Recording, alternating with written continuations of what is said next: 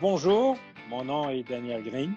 Je suis le chef adjoint du Parti vert du Canada et j'ai le plaisir aujourd'hui d'inviter une candidate à la course à la chefferie, Amita Kirtner, que j'ai eu l'occasion de rencontrer lors de l'élection partielle à Outremont. Alors donc, on va situer un peu la- le, le pourquoi est-ce qu'on fait ces débats. Alors, notre chef, Elizabeth May, a décidé au mois de novembre dernier, après l'élection fédérale, d'abandonner son poste de chef du Parti vert du Canada. C'est une promesse qu'elle a faite à sa fille. Alors donc, elle a démissionné. Elle est restée chef parlementaire parce que nous avons actuellement 3 députés en Chambre. Et donc, il y a une course à la chefferie. Alors, il y a actuellement 9 candidats en lice qui se présentent à la course à la chefferie pour être le prochain chef du Parti vert du Canada. Et le docteur Amita Kirtner est une de ces personnes qui se présentent à la course à la chefferie. Alors, sans plus tarder, je vais commencer à avoir une conversation avec toi, Amita. Et on va commencer tout de suite. Une question qu'on pose à tous les candidats. Pourquoi est-ce que tu veux être le chef du Parti vert du Canada? Ah, c'est une bonne question. Je pense qu'il y a quelque chose. Une des choses est que je suis déjà un représentant des gens qui m'ont demandé d'entrer la course. Alors, c'est déjà un microcosme de démocratie. Et aussi, pour moi, c'est avoir l'impact, de aider les gens, de servir ma communauté et aussi notre pays et changer notre mode de vie, d'être durable et aussi juste pour que nous avons un avenir sur cette planète. C'est vrai que tu es la plus jeune candidate Oui. qui se présente. Et j'aimerais t'entendre nous dire, on, on sait, on croyait, avec l'engouement des jeunes, on était quasiment un demi-million de jeunes qui ont marché à Montréal pendant le mois de septembre. Euh, on dit souvent que l'avenir du Parti vert passe par les jeunes. Qu'est-ce que tu penses de ce commentaire-là, venant d'une vieille personne blanche? Ah, c'est difficile, je pense, participer à la politique quand je suis jeune, quand nous sommes jeunes, parce que c'est pas un environnement très sûr, très gentil, très respectueuse. Alors, pour, pour avoir cet avenir que je veux que l'avenir du Parti vert est jeune et avec les jeunes, mais on doit travailler très dur pour s'assurer que notre parti est un endroit, une communauté qui est sûre et inclusive. Alors, tu te présentes comme une candidate non-binaire. Euh, euh, on me corrige toujours parce qu'il faut référer à toi comme Yel, they, them. Alors, évidemment, pour moi, comme vieux mâle cis, c'est un apprentissage. Ah, mais Par merci contre, pour l'effort. oui, oui, c'est, c'est un c'est... effort de tous les jours. Et actuellement, on parle beaucoup de données en politique au travail, ce qu'on appelle un espace sécuritaire, Ouais. euh, aux personnes de la diversité, tant du côté genre, du côté racial. Euh, comment est-ce que tu situes ta course au leadership par rapport à cet immense enjeu sociétal? On essaie dans notre campagne de créer ces espaces, et des espaces sécuritaires, mais aussi honnêtes. Et je pense que comme jeune, ça c'est qu'est-ce que je cherche. Je cherche la sécurité, l'honnêteté, la justice pour moi et les personnes comme moi, et aussi un peu de fun. Alors, pour créer Oui. ces espaces, on entend les gens, on parle ouvertement et on essaie de toujours être respectueux. C'est ça, c'est sûr que en tant que parti politique, comment on mesure le succès d'un parti politique? c'est par le nombre de députés élus. Oui. Ce n'est pas le seul paramètre de mesure d'un succès d'un parti politique, mais c'est un paramètre important. Un chef d'un parti politique doit avoir un plan. D'après toi, comment augmenter le nombre de députés élus pour le Parti vert du Canada aux prochaines élections fédérales? Je pense que c'est le moment d'avoir un peu de balance entre vraiment être très, très, c'est quoi le mot? C'est très forte dans les communautés, dans tous les différents ACE, de donner de soutien à tout le monde pour agrandir le parti dans les communautés, dans les différentes régions du pays, comme très naturellement, parce que ça, c'est où on peut grandir et pousser et partout, pas seulement dans quelques régions, quelques places très particulières, mais partout. Et aussi sur l'autre côté, regardez où est-ce qu'on a grandi, où est-ce qu'on grandit la plus vite. Pour moi, c'est les mathématiques un peu. C'est Oui, comment, est-ce que c'est vite ou est-ce que oui. c'est lent? Et si c'est vite, c'est une place qu'on Mhm. peut, si, avec un peu d'investissement, on peut grandir, je pense, beaucoup et aussi avoir encore de sièges dans la maison. Oui. C'est sûr que l'éléphant dans la pièce, c'est la COVID-19. Ouais. Il y a des rumeurs qui circulent qu'on risque d'être dans une élection anticipée. Les mauvaises langues parlent qui parlent de l'automne. Ça ferait tout le monde. On parle aussi du printemps Ouais. 2021. Euh, J'aimerais t'entendre pour voir comment faire une politique, une démocratie participative quand on doit s'isoler, quand on ne doit pas se toucher, quand on doit se parler à une distance de 2 mètres. Comment faire de la démocratie participative quand on est entouré de virus? C'est difficile, ça.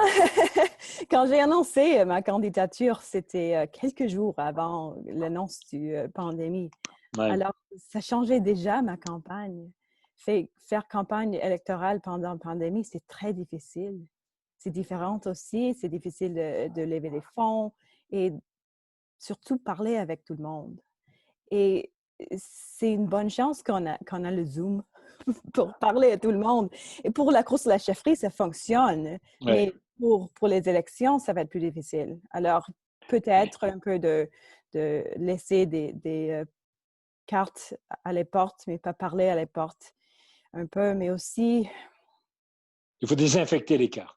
oui, absolument, avoir les masques et les gants, mais des événements petits et distancés. Mais pour parler à les gens nouveaux qui ne sont pas déjà, qui ne pensent pas déjà du politique, c'est difficile. Et je ne suis pas sûre comment le faire, vraiment. Et je Ouais. suis un peu peur que si on a une élection cet automne, ou on va voir si on a le pandémie, Ouais. c'est fini, Oui. mais en printemps, si rien peut vraiment changer et avoir des informations sur les médias sociaux et aussi l'Internet, ça va être important Oui. pour s'expliquer qui nous sommes. Oui. Et quand on dit s'expliquer, évidemment, il faut choisir une des deux langues officielles. Euh, on dit souvent qu'un leader d'un parti national ne peut pas être un vrai leader s'il n'est pas bilingue, s'il ne parle pas de façon courante les deux langues officielles. Alors, visiblement, ton français est bon, tu es capable de comprendre et converser, mais j'aimerais t'entendre ton opinion sur quelle est l'importance d'avoir un leader qui parle couramment au moins les deux langues officielles, sinon plus. Oui, je pense que c'est vraiment important. Comment est-ce que quelqu'un peut être chef ou peut être leader d'un parti fédéral si la personne ne peut pas parler à tout le monde dans le pays? Alors, ça commence avec les 2 langues officielles et ça continue avec les langues autochtones et les autres langues aussi dans nos communications.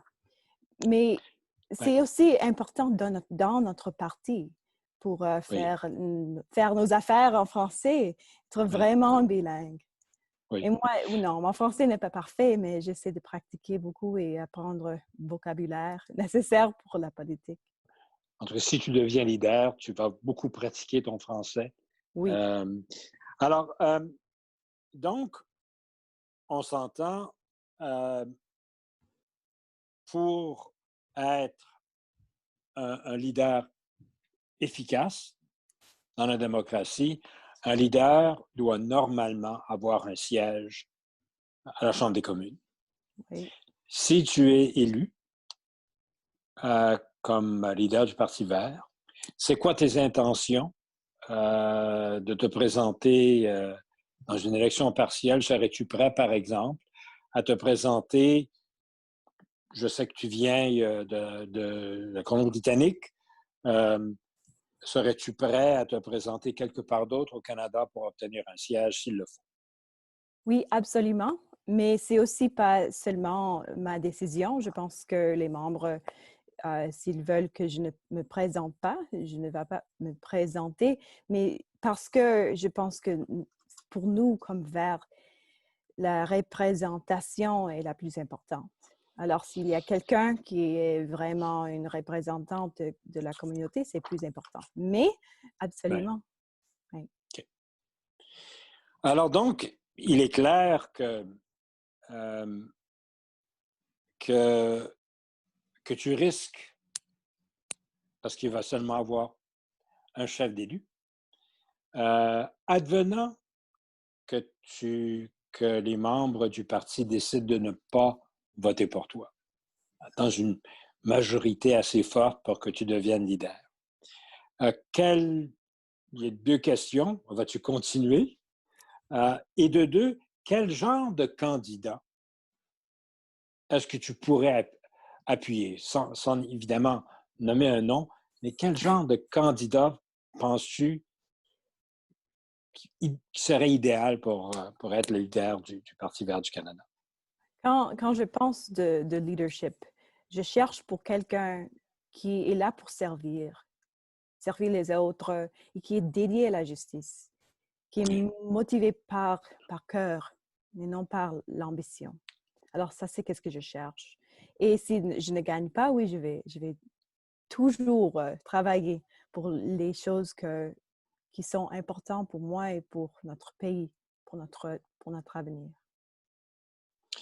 On a beaucoup parlé depuis quelque temps que les politiques publiques, spécialement en ces temps pandémiques, que les décisions au niveau de la santé publique doivent être basées sur la science. Tu es scientifique. Tu as récemment reçu ton doctorat en astrophysique. Euh, D'après toi, quelle est la place de la science dans la bonne gouvernance d'un pays comme le Canada?